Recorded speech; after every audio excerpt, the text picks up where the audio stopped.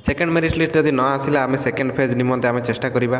तो सब बेले पॉजिटिव रुहंतु, किसी डरबार नहीं। आपणकर केस सॉल्व हो सारी और केस मस्त आम लगुच आब ना जो ORB एक्ट कथा कहुच्छे ORB एक्ट भायोलेसन होती कि नहीं पूरा लिस्ट आसले ही जना पड़ो। तो आप जॉइनिंग सरी जाइए तो एवं आपंकर जॉइनिंग हो जॉइनिंग पर आपंकर 5 दिन ट्रेनिंग अच्छी। ट्रेनिंग निमंते अलरेडी आप डिस्ट्रिक्ट DO मान अलरेडी चिठी हो जाइए।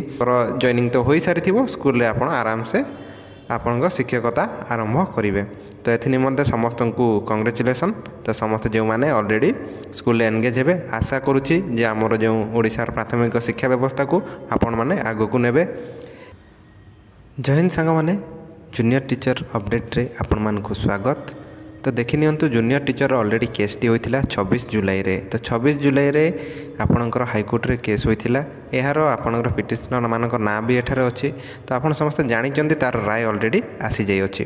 तो सेटारे जे जज थिले आपन जो पूर्वरु मध्य सिंगल बेंच रे जज थिले से हेले बिरजा प्रसन्न शतपथी। तो से रिजेक्ट कर देथिले।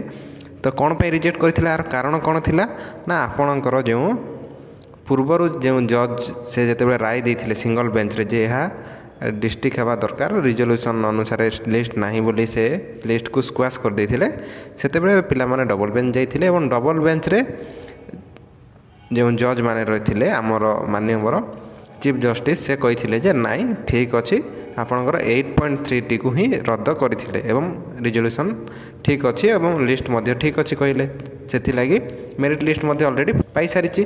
तो से अनुसार आपणकर जॉइनिंग बहुत शीघ्र होगाकू जाऊँगी।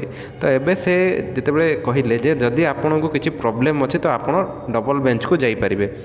तो पिला तो चेष्टा करेंगे जीवाई। तो एबे तो आपणकर जॉइनिंग भी अच्छी। तो जॉइनिंग प्रोसेस अलरेडी आरंभ हो गलानी। तो किसी डरबार नहीं।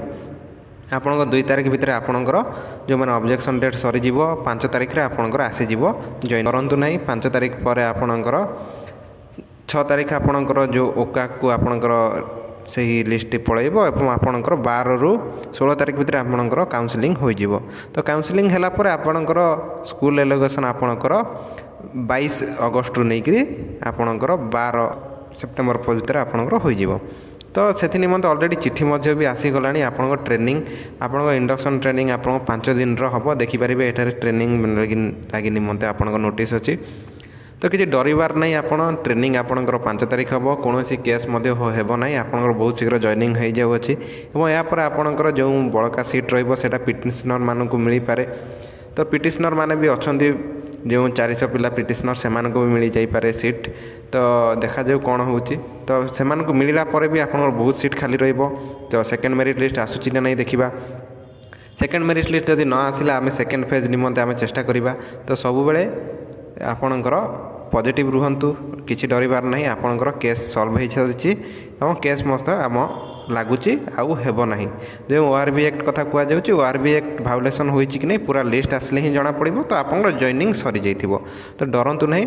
तो ORB एक्ट को लेकिन जो केस होता खारिज होती। तो आप निश्चित रुहतु एवं आपंकर जॉइनिंग हो जॉइनिंग पर आपंकर 5 दिन ट्रेनिंग अच्छी। ट्रेनिंग निमंते अलरेडी आप डिस्ट्रिक्ट DO मान अलरेडी चिठी हो जाइए। तो चिठी अनुसार आप ट्रेनिंग कंडक्ट कर 5 दिन इंडक्शन ट्रेनिंग नेबा पर आप स्कूल रे आपणकर जॉइनिंग तो हो सारी स्कूल रे आप आराम से आपण शिक्षकता आरंभ करेंगे। तो ये निमंते समस्त को कंग्रेचुलेसन। तो समस्त जो मैंने अलरेडी स्कूल एनगेज हे आशा करुच्ची जे आमर जो ओडिशार प्राथमिक शिक्षा व्यवस्था को आपण मैंने आग को नेबे। यही इनफॉरमेशन पाइबा निमंते आम चैनल को लाइक शेयर और सब्सक्राइब करंतु। जय हिंद जय भारत।